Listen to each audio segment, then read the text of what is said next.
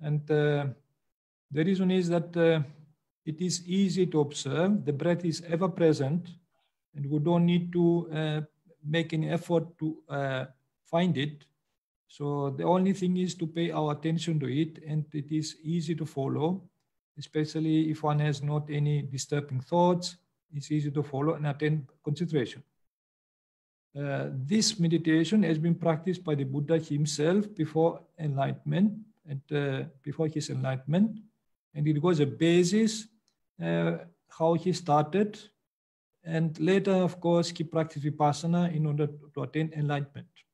He praised this kind of meditation several times in the suttas, in his discourses. So, and he encouraged other people to practice it, and because there are many good benefits. The Buddha says, this concentration, Samādhi, through mindfulness of breathing, when developed and practiced much, is both peaceful and sublime. It is an unadulterated, blissful abiding, and it banishes and steals evil, unwholesome thoughts as soon as they arise. And therefore now he calls this meditation Samādhi, because concentration, because that is the aim of this practice, is to attain concentration. Through Ānāpānasati, he is going to explain how to attain this concentration. Therefore, we are going to follow step by step the way the Buddha explains how to practice Ānāpānasati. So, and he speaks about this evil, unwholesome thoughts and how this mind, it is unsteady and flickering, and how to tame it. Therefore, in several other suttas, he speaks that he says, this flickering, unsteady mind, difficult to guard, difficult to tame. The wise person strengthens it as a fletcher strengthens an arrow. Therefore, through concentration, one can actually train the mind to strengthen it. So, like a fletcher strengthens an arrow, this is the aim of our mind, to strengthen it, because our mind jumps from object to object. So it is not straight. It does not go straight. Through meditation, so concentration, it can go straight. That is a mind which is tamed. And the Buddha tells, a tamed mind brings happiness. So now, usually our mind is fragmented mind, because it's scattered in different directions. So, and people, they feel frustration and stress and so forth, because all this mental energy goes out and the mind becomes dispersed in different objects. But through concentration, the mind becomes concentrated. In this concentration helps to unify the mind. So this unification of the mind is which brings these good results. The Buddha speaks about this concentration is called oneness of the mind, or one-pointedness of the mind. And the word the Buddha uses for that is cittase ekagata. Therefore, the aim of Ānāpānasati in this part for samatha meditation is to bring oneness of the mind, concentration of the mind, on pointedness of the mind. So, and how to do so, the Buddha explains it in details, and how to see it, and what is the place one has to establish his attention in order to observe the breath. This is what we are going to explain now. So therefore, the Buddha starts in his discourses about explaining about the sitting position. And he says, sitting down, folding the legs crosswise, setting the body erect. This is the meditator, what she'll do. So now, setting the body erect, it is something very basic thing which one should do. So, and that means spine should be erect. Folding the legs crosswise, of course, some people, they might have difficulties. We are going to show some other alternative positions. So therefore now, these are the main basic things, especially with the setting of the body erect, that one should keep the body erect and start meditating. So those who know the Pāli, they can read the Pāli. Sometimes I put the Pāli text also below. So then for those who want to check the texts. Now the Buddha recommends the full lotus position because that was the way those days he was himself practicing, and also his disciples, many of his disciples were practicing. Of course, there is another alternative. There is a half lotus position. Here you can see that only one heel is on the thigh, whereas in this position is two heels are on the thighs. So that's why this is called here with one heel on the thigh. It is called half lotus position. Another alternative is the Burmese position, which one puts both heels on the ground, so a little bit far from the body. Some people feel it comfortable to sit like that. So then, and you can also sit on a half of cushion if you, you want to have something as a support. But main thing is you have to strengthen your back. So that is very important. Now regarding your arms, you can place your arms and legs comfortably in this position. So, or you can place them, your arms in this position or in this position. Main thing is the arms can be relaxed. So because after one concentrates on the breath, it is, one loses the perception of the body and the body is no more important. So why we put the hands like that in a relaxed manner? It is not to feel the weight. Weight means because if you will put in different position, you might feel some pressure, some weight and so forth. That's why it is all right to put them in such a way so that you don't feel your hands, the weight of your hands, and you don't get any disturbance by putting the hands in such a position. They can disturb you for concentration. That is how you have to relax your arms in this position. So these are unnecessary hand position. You can keep them, but it is unnecessary means they don't have any much importance. So because after one concentrates on the breath, only the breath as the focus of attention. Any other position of the hands and so forth become unimportant. Therefore, it is up to you if you want to keep this position or not, but it's not absolutely necessary. So this is not a suitable posture. So then other suitable positions are to sit on a stool or on a seiza, that means on a large cushion, or on a chair. But even in these cases, you can see that the spine is erect. It's very important, and the head is not turning downwards or upwards, but the nose is parallel to the ground. So these are, you can see here the nose is parallel to the ground. So you can keep your head like that and the spine erect. So, and then the Buddha is going to explain, after he explained about the position, he is going to explain mindfulness of breathing as a serenity, samatha meditation. So this is how he is going to show step by step how to do that. But before that, he is going to explain where to put the attention of the breath. Therefore, we are going to see the place of observing the breath. The Buddha says, establishing mindfulness at parimukha. That means around or near the face or mouth. This is the word the Buddha uses. Here's the Pāli text for those who want to read it. So then pari means around or near. Mukha means the face or the mouth. So therefore now we are going to explain why the Buddha explains this. So the reason is that some people who have short nose, so they can feel it at the upper lip. They feel the breath in the upper lip. Those who have normal nose, they can feel it in the nostrils.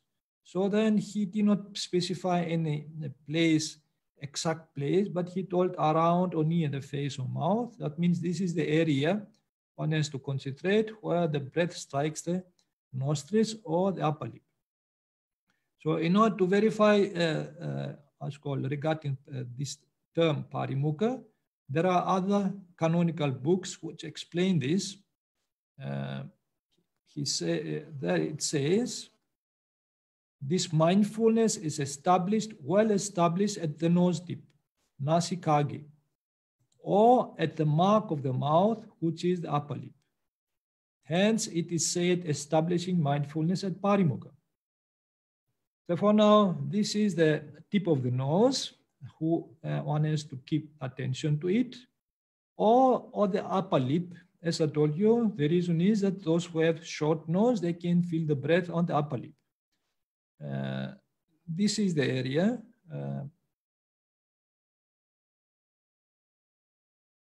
And there is another canonical book, it says also, in this way, he sits down by establishing mindfulness at the nose tip or at the mark of the mouth. He does not give attention to the in-breaths coming inside the body or to the out-breaths going outside the body. So therefore now one should give all one's attention to the tip of the nose or the upper lip and not follow the breath down the lungs or the belly. So, or if the breath comes out, should not follow it outside the nose. This is the meaning here. And if one follows the inhaling air inside the body as it travels in different bodily parts, one will then be practicing elements meditation in regard to the air element, vayu dhatu, but not mindfulness of breathing. So therefore now it's called, if one follows the air inside the body, that is, one follows the air element. In that case, one practices elements meditation, dhatu manasikara. Even so, by meditating on the air element, one doesn't even practice elements meditation fully, because it is required to meditate on the other three elements, solid, liquid, heat element as well, and to see their correlation. Therefore, it can't be said that one either practices mindfulness of breathing correctly or elements meditation correctly. So therefore, just to observe the air element in the body, it is not fully practicing elements meditation. So one has to combine also the other elements. But this is a different practice about elements meditation. Here the Buddha wants to show us how to practice mindfulness of breathing meditation at Parimukha. Hence, the Buddha advises in regard to mindfulness of breathing, let your mindfulness of breathing be well established in one's person at Parimukha. When mindfulness of breathing is well established in one's person at Parimukha, any inclinations for outward and vexing thoughts cease to exist. So therefore now, the Buddha uses here the verb establish.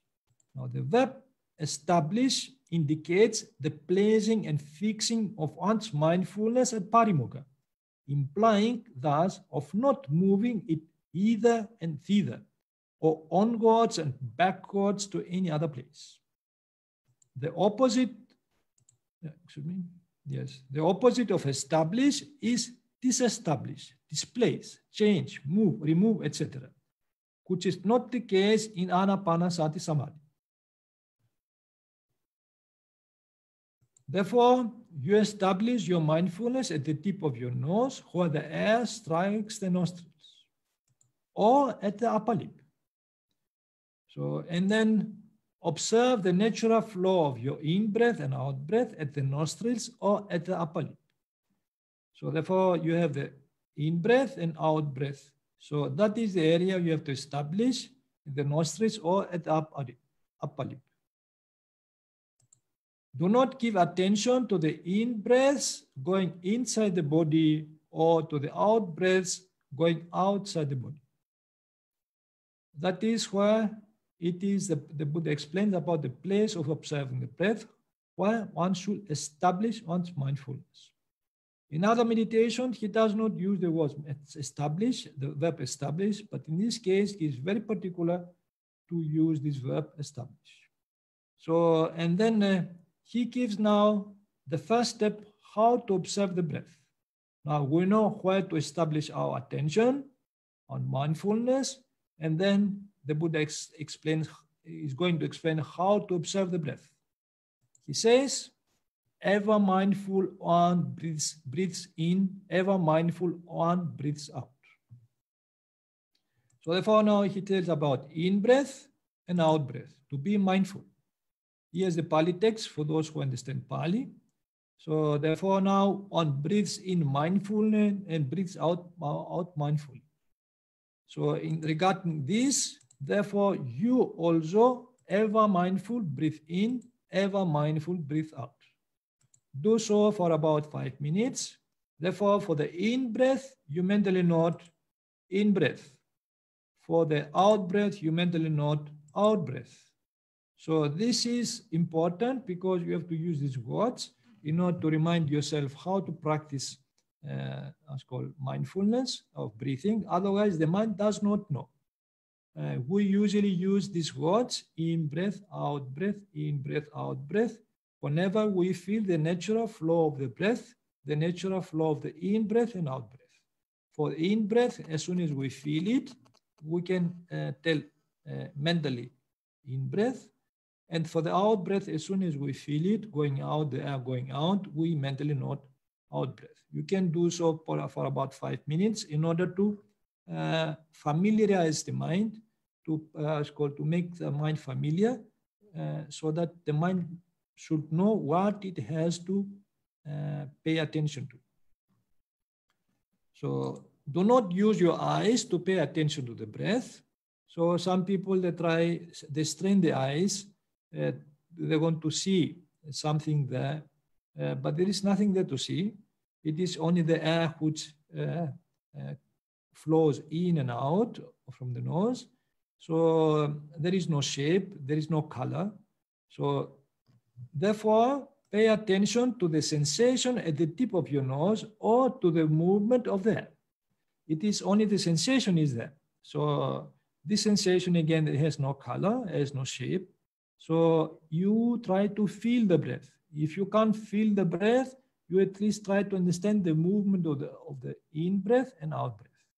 So that is why your attention has to be focused on the cessation. Try to feel the cessation of each in-breath and out-breath. Whenever you feel the in-breath, you tell in-breath. Whenever you feel the out-breath, you tell out-breath. Now, these words correspond to the experience. We don't use any words that are completely not relevant to the experience. So we don't try to visualize, to fantasize. Try to stick to the experience. When thoughts or feelings distract you, ignore them. Come back to the sensation of your breath or to the movement of your breath. So any thoughts, you just don't pay attention to them. Draw again and again your attention to the sensation of the breath or to the movement of the breath. So this is the place you have to focus your attention, to the tip of the nose.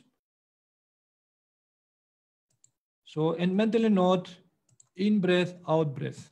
For each breath you feel and each breath you feel out, if you breathe out.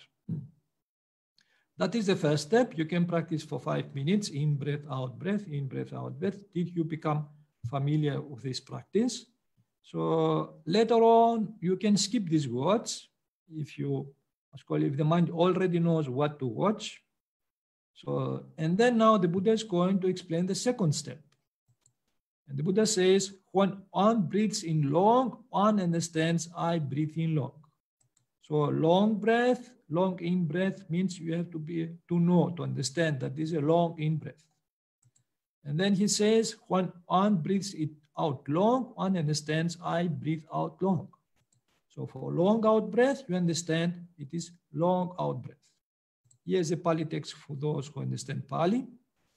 So therefore now, when you breathe in long, understand I breathe in long. Means long in breath, you mentally note long in breath. So in that case now, what we want to see it is more details. When you breathe out long, understand I breathe out long. That means when you mentally note long out breath. Now long means it is a long time duration. That means you can understand there is a time duration in the breath. We want to see more details. Now, in the first step, we want to see only the in-breath, out-breath. But in this case, in the second step, we want to see how long the breath lasts, if it is long or short. So now, to understand the difference is that if it is short, you just feel that a movement, a slight movement in the nose tip. That is very short breath. But if you feel it a long movement in the nostrils, of the breath, then you can tell it long in breath or long out breath. So the second step is again for you. Excuse me, yes. When one breathes in short, one understands I breathe in short. So whenever you feel short in breath, you understand that is short in breath. When one breathes out short, one understands I breathe out short. So in that case, when you understand, you feel the short in out breath, you understand it is a short out breath. So therefore now you also, when you breathe in short, understand I breathe in short in breath, you mentally note short in breath. So when you breathe out short, understand I breathe out short out breath. You mentally note short out breath. So short time duration, it is what it means here. It is not short about how many centimeters.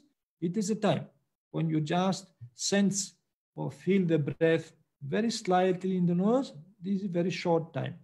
You mentally note short in breath, short out breath. If you feel it long time, some is called, then you can name it and tell it short, long out in breath, long out breath.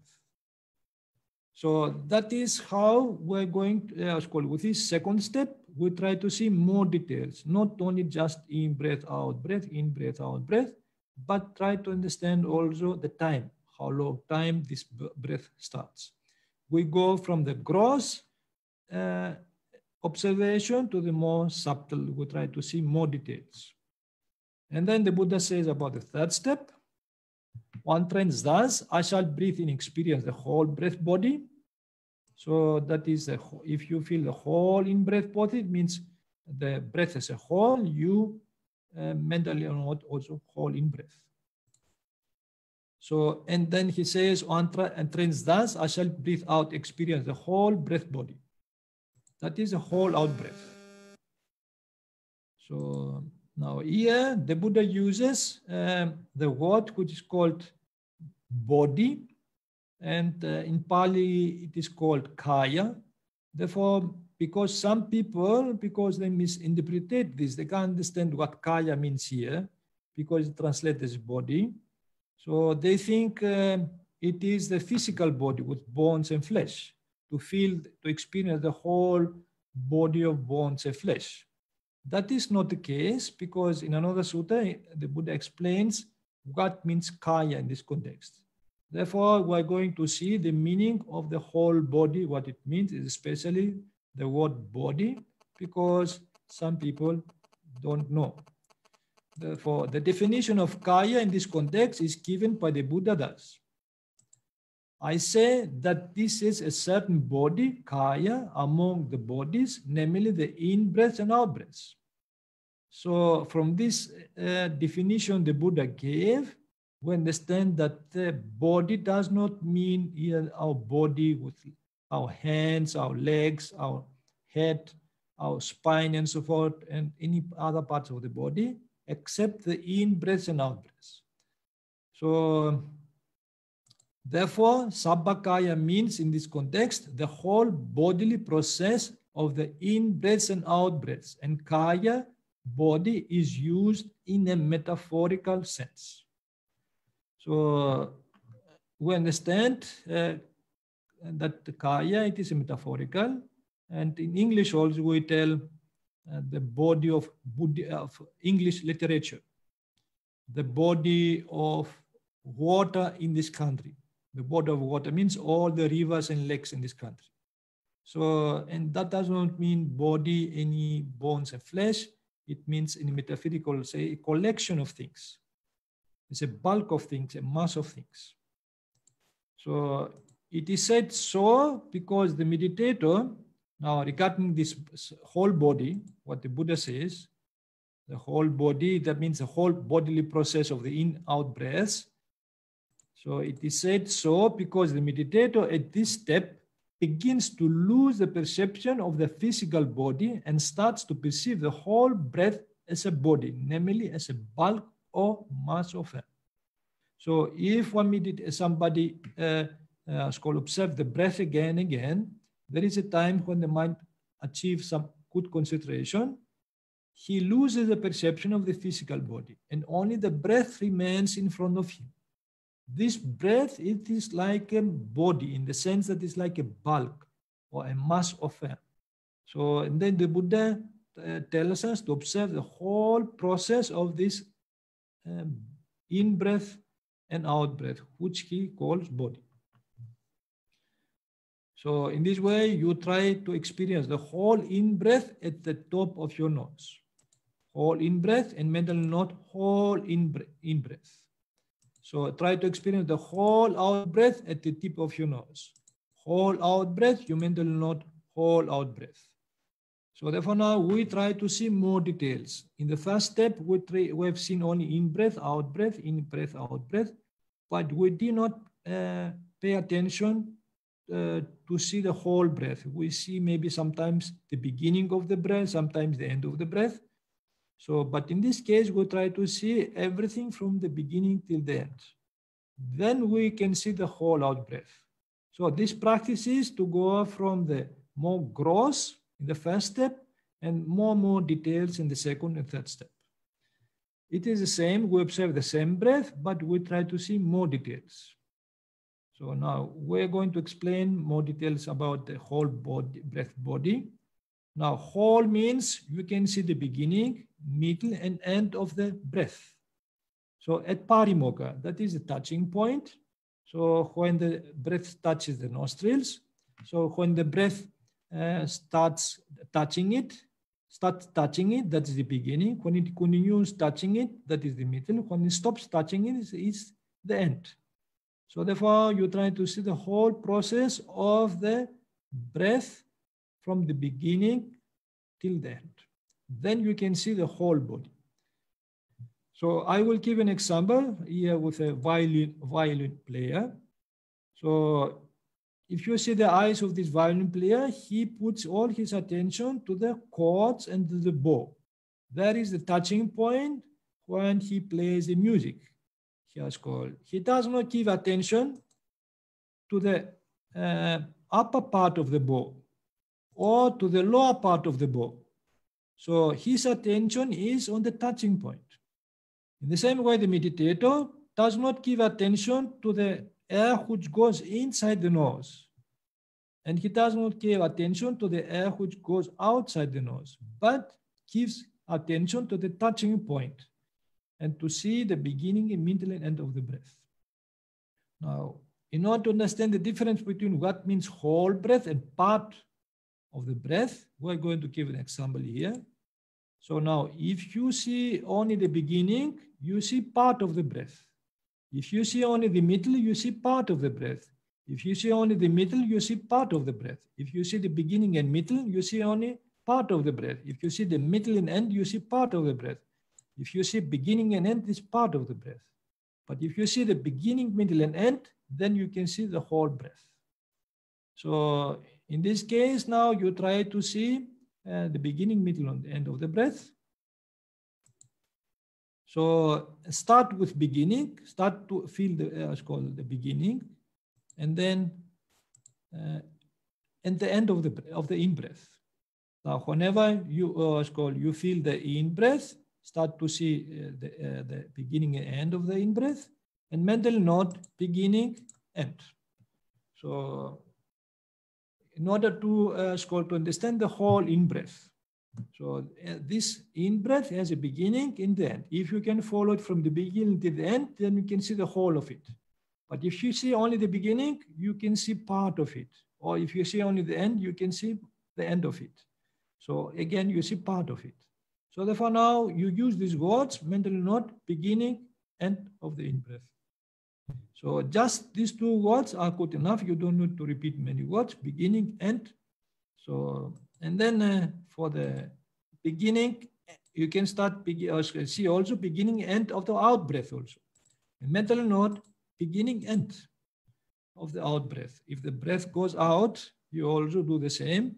If you see only the beginning, you see part of it. If you see the end, you see part of it. So try to see both, the beginning and the end. Then you can see the whole process of the out breath also. So then try to see also beginning, middle, end of the breath. Later, of course, if you can sharpen your concentration, you can see also the middle of the breath. A mental note, beginning, middle, end of the breath, or end. So now, what is the middle? The middle is actually now if the breath strikes the nostrils, that is the beginning. If it continues striking the nostrils, that is the middle. When it stops striking the nostrils, that is the end.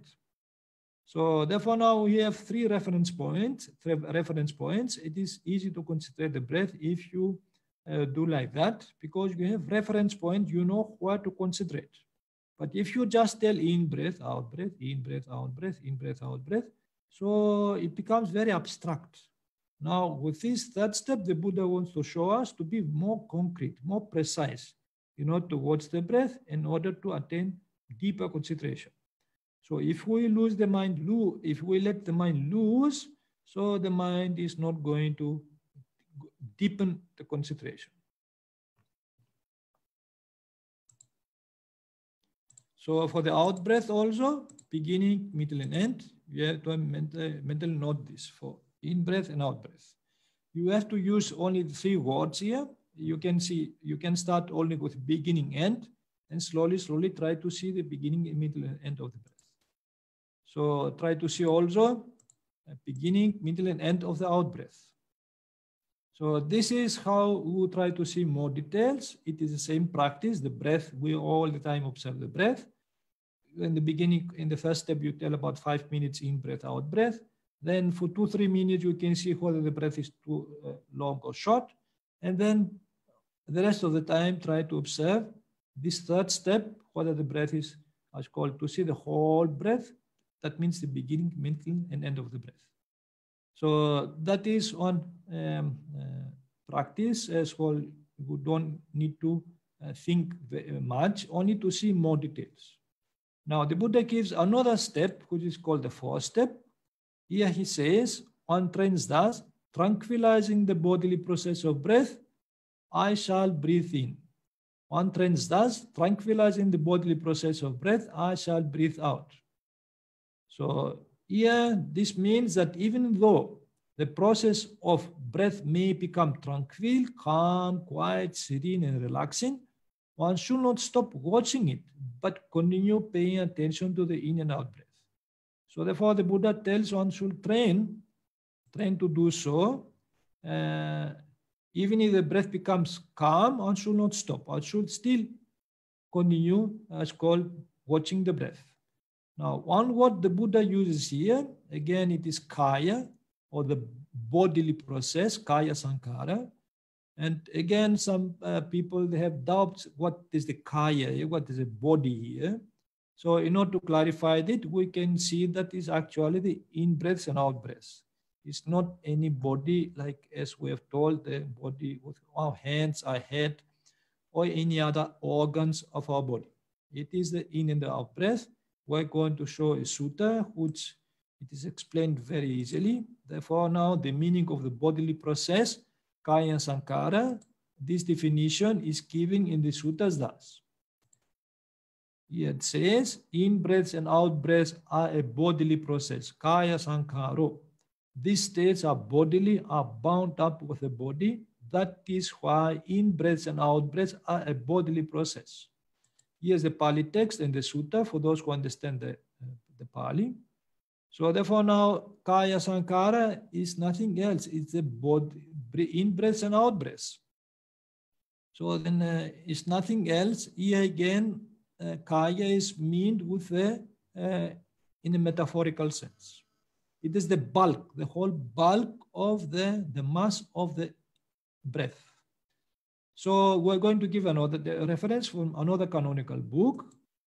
It says, what is the bodily process? Kaya sankharo. Long in breaths, long out breaths.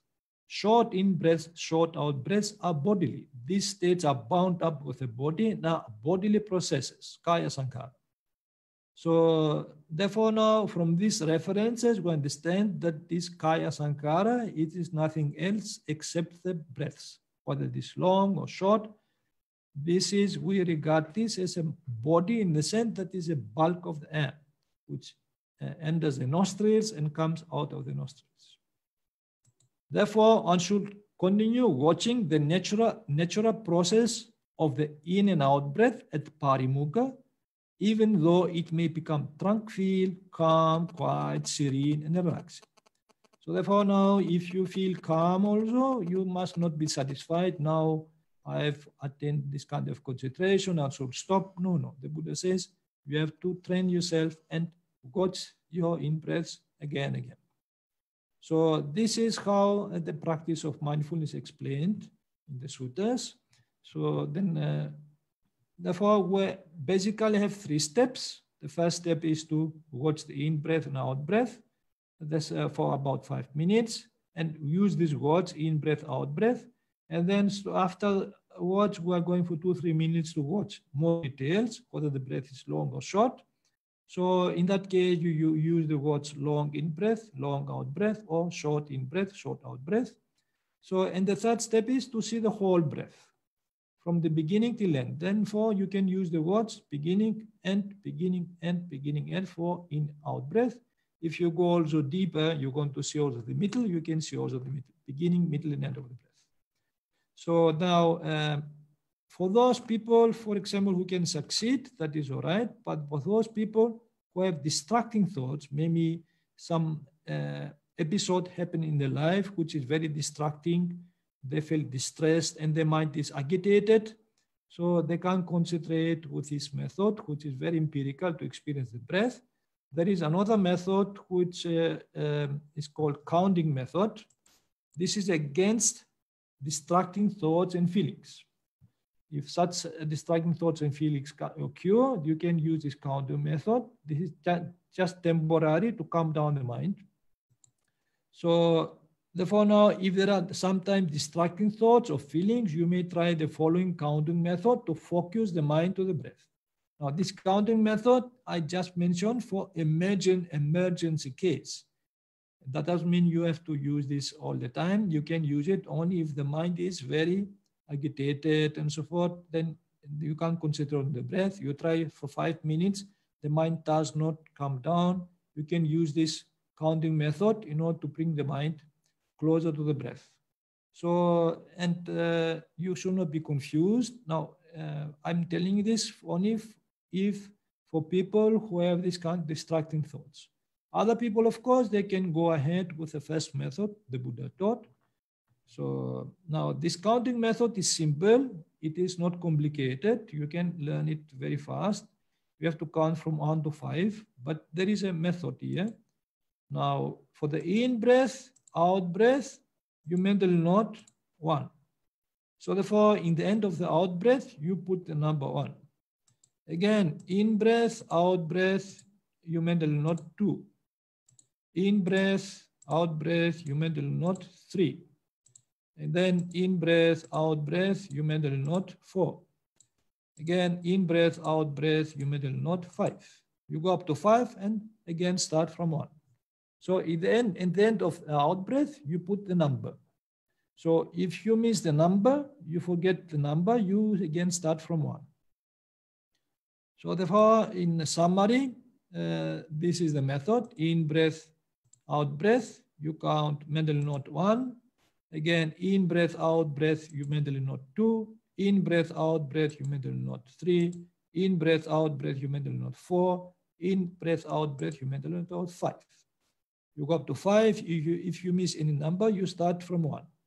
Now, this method is for those who have, as I told you, distracting thoughts, uneasy thoughts, restless thoughts.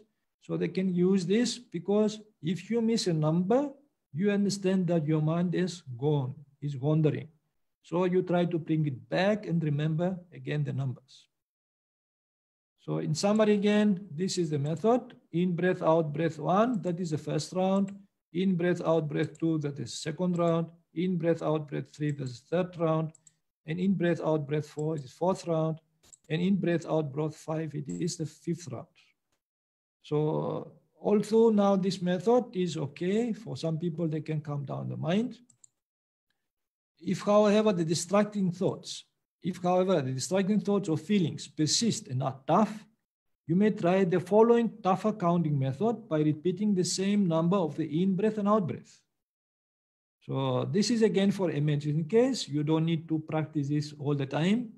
In case I told you the mind is, there are some thoughts that persist. To counteract them, you can use this tougher method. This is also very simple. Sometimes people find it more easier than the previous one. I will show you. Now you can see here, you count for in breath, you count mentally not 1. For out breath, you mentally not 2. Excuse me, 1. Therefore, you repeat 2 times 1 for the in breath, and for the out breath, you tell 1. So if you repeat the number 2 times, then it's easy to remember. So if you repeat it once, maybe you might forget what is the next number or next. So therefore now this method is because you repeat the number 2 times and the mind has no chance to not to forget. So then, and for the next number it is, you count in breath, mental not 2.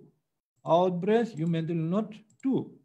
You can see the number you put for in breath, you put also for the out breath. Again, in breath, mental not 3. Out breath, you mental not 3. Again, in breath, mental not 4. Out breath, you mental not 4. Again, for the in breath, you mental not 5. Out breath, for the out breath, you mental not 5. So that is now the summary here. In breath, you mental not 1. Out breath, you mental not 1. In breath, you mental not 2.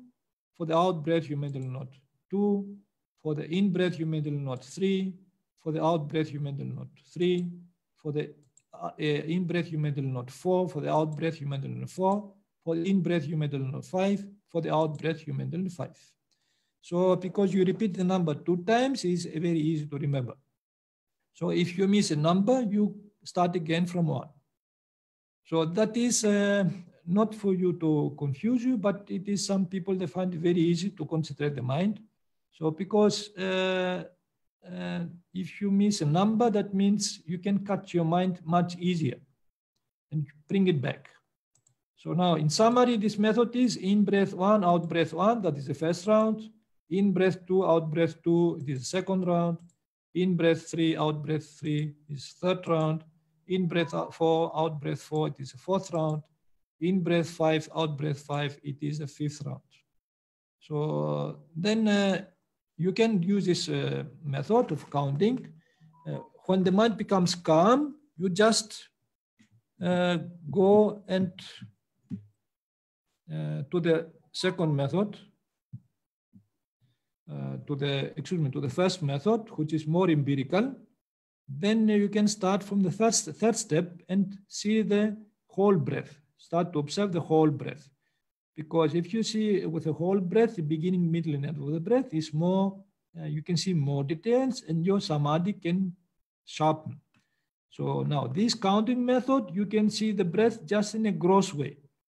So after the mind becomes calm, you can stop counting and then go to the first method. I told you about this, how to see the in-breath, not counting, just to feel the breath, to sense the breath and see the beginning, middle, end of the breath. So therefore, here we say, when the mind comes down, you may return to experience the whole breath. You go to the touching point and see the beginning, middle, and end of the in and out breath. And mental note, beginning, middle, end.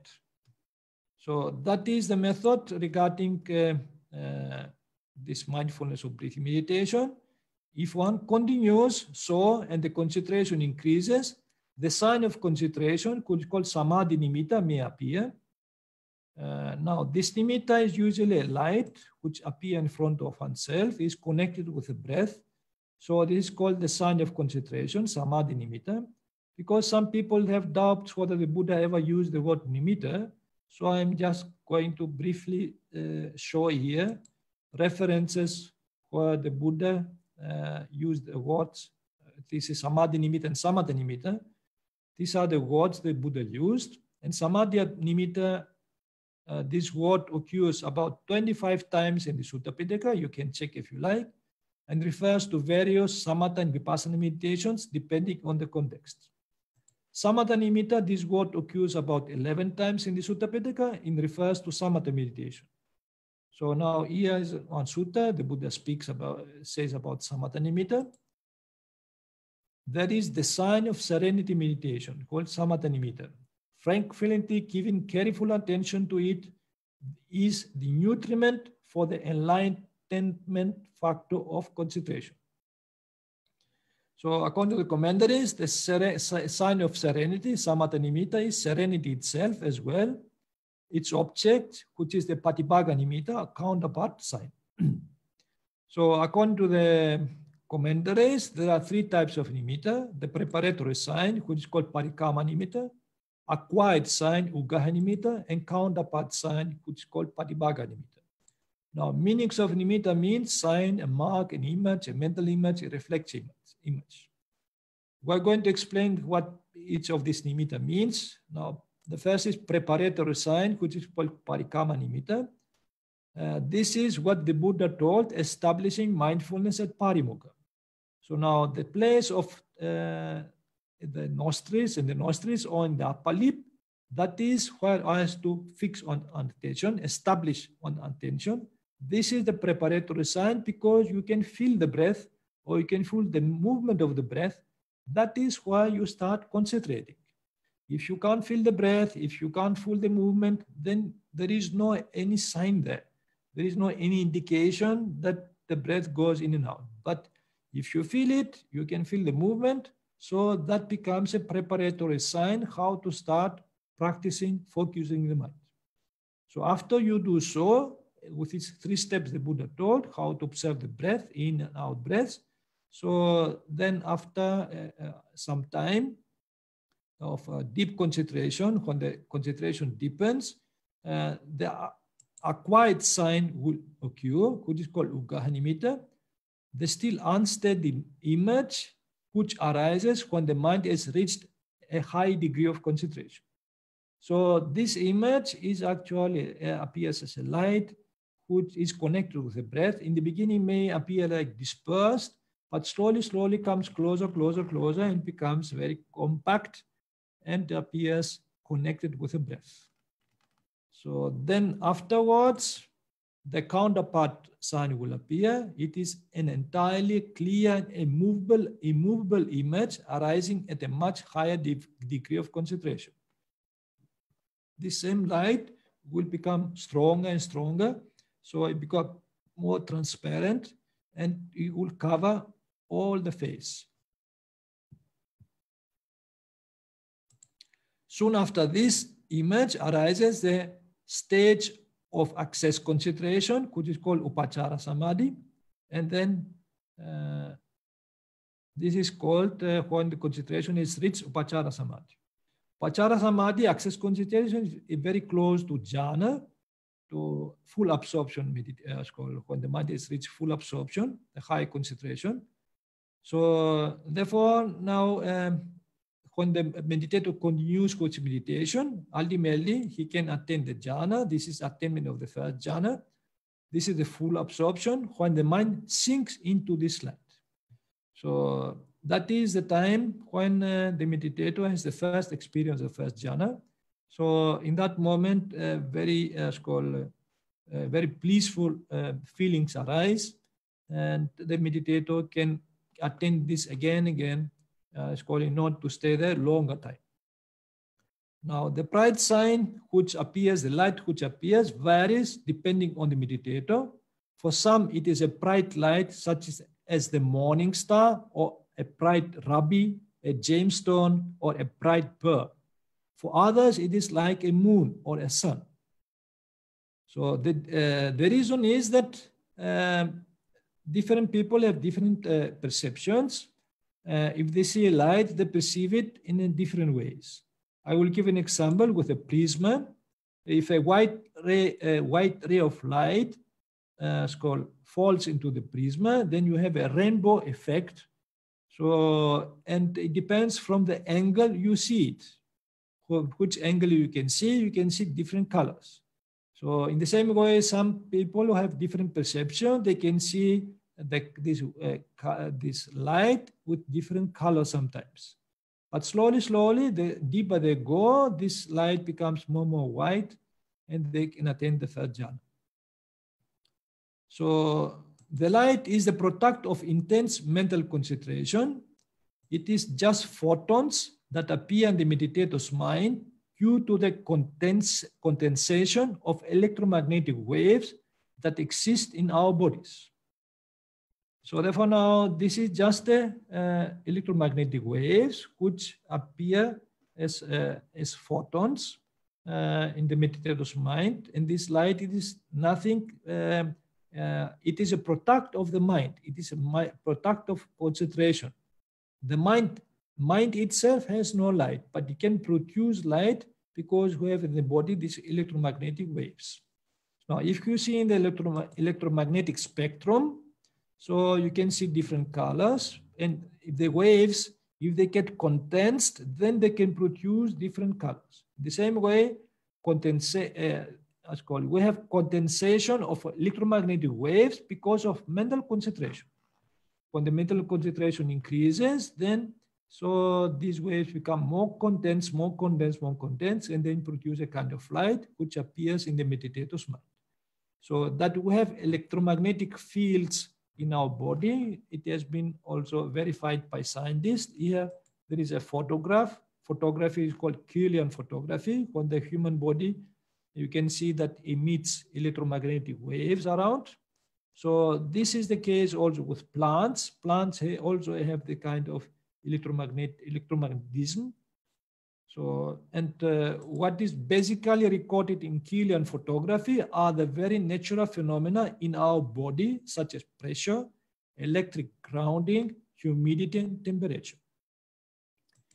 Changes in humidity, which sometimes reflect changes in emotions, barometric pressure, and electric voltage, among many others, will produce different auras.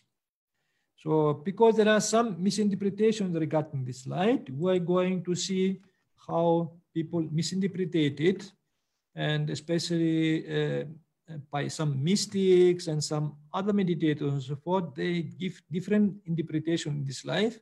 We understand that these are not real understanding about this light. They have no real understanding. The real understanding can be achieved, especially if one practices vipassana meditation, and the time one analyzes this light, one can understand from where this light comes, what is its nature. It's just plain photons.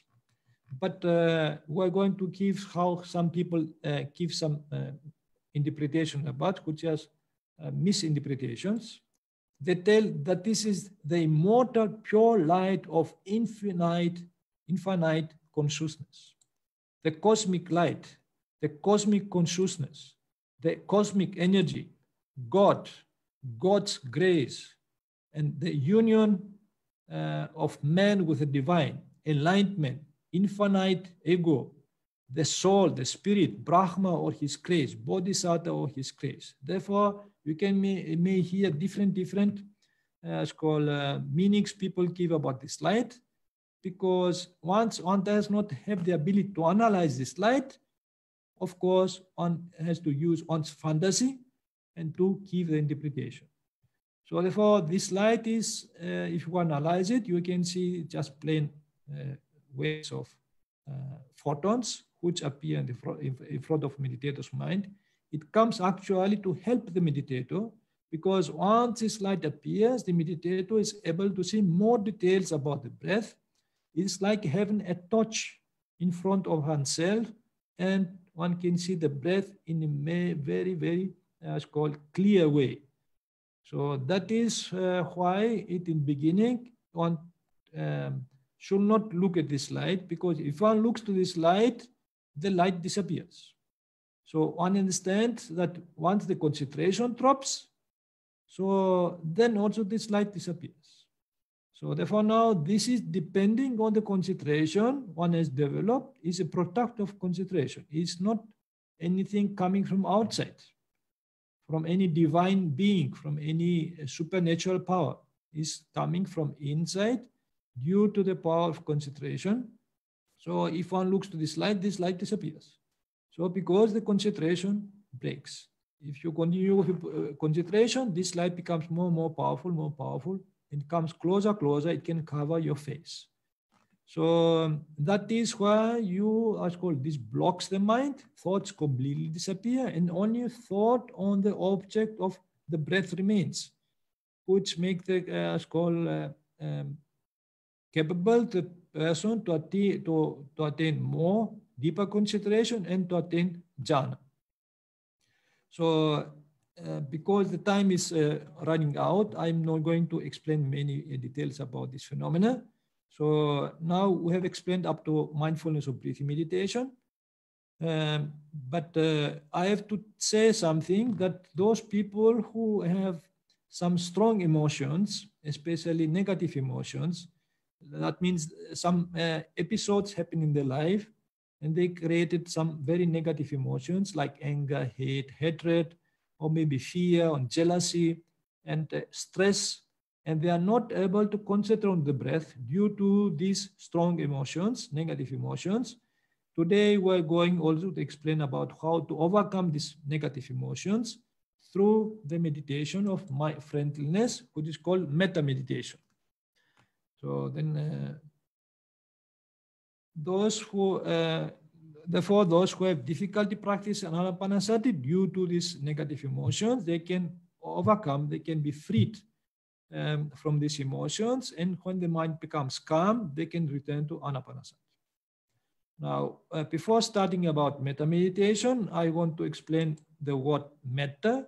The word metta comes from mitta, which means mitra, and which means friend. So, you know, even in Sinhalese language, mitra is a friend. So in Sanskrit, this mitra is a friend. Also like that, mitta comes from, as called mitta in Pāli means friend.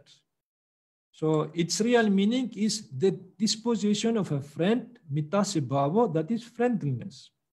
That is the meaning.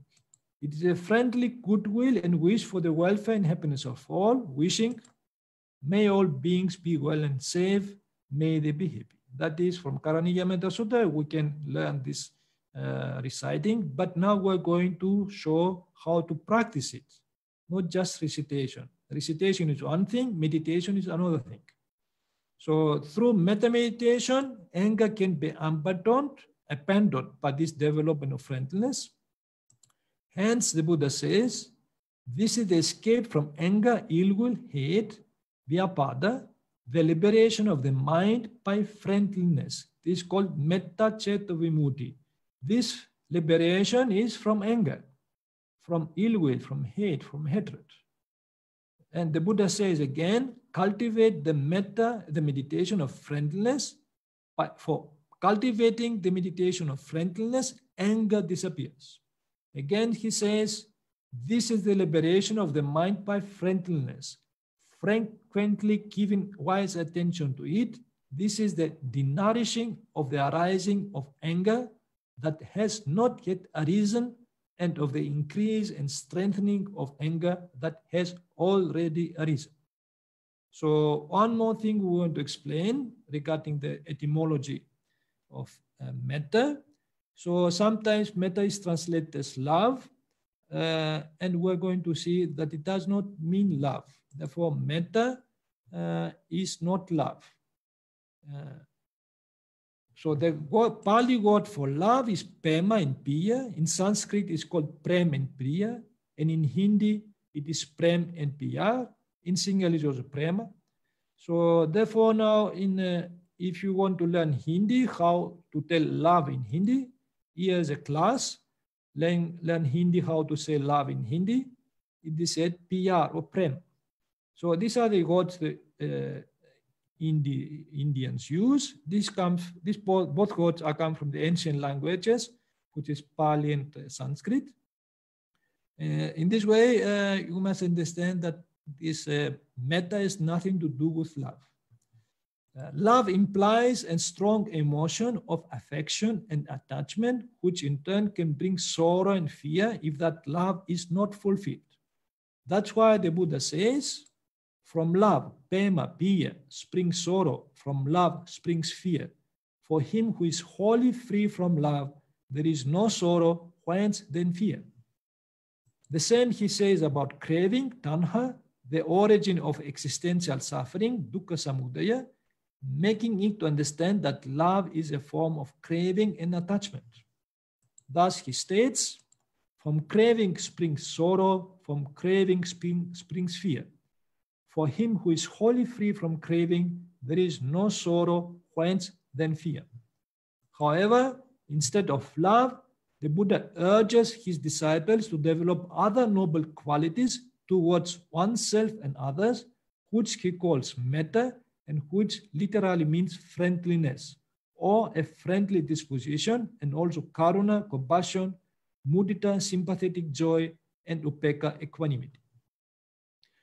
And we're going to see metta as meditation, as serenity meditation, is the escape and mental freedom from animosity, hostility, ill-feeling, antagonism, enmity, malice, resentment, bitterness, antipathy, ill will, anger or hate, fear, sorrow, jealousy, stress. Anything what we call negative emotions. Therefore, if you have anger in your mind, if you have hate in your mind, if you have fear in your mind, if you have sorrow in your mind, if you have jealousy in your mind, if you have stress in your mind, then is a time to practice metta meditation. Because these are strong emotions. If you start practicing Ānāpānasati, you are not able to focus on the breath. You have to focus on these emotions and then try to overcome them. We are going to teach now how to do so. Now, if you, for example, feel anger, so you may wish yourself, may I be without anger. So you have to take the object of yourself. You have to have the image of yourself in your mind. So, and wish yourself, may I be without anger. So this is called meditation because you have to keep an image. If you just recite the word, is not meditation, is called recitation. So in that case, we have to take the image of ourselves. You can tell, you can take our whole body sometimes and bring all attention to our body and try to keep, to concentrate upon us, because if anger, for example, arises, we know that it spreads all over our nervous system.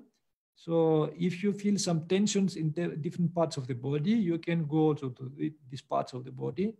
And once you are there, you can wish yourself, may I be without anger, without anger. You concentrate on the emotion and also on you.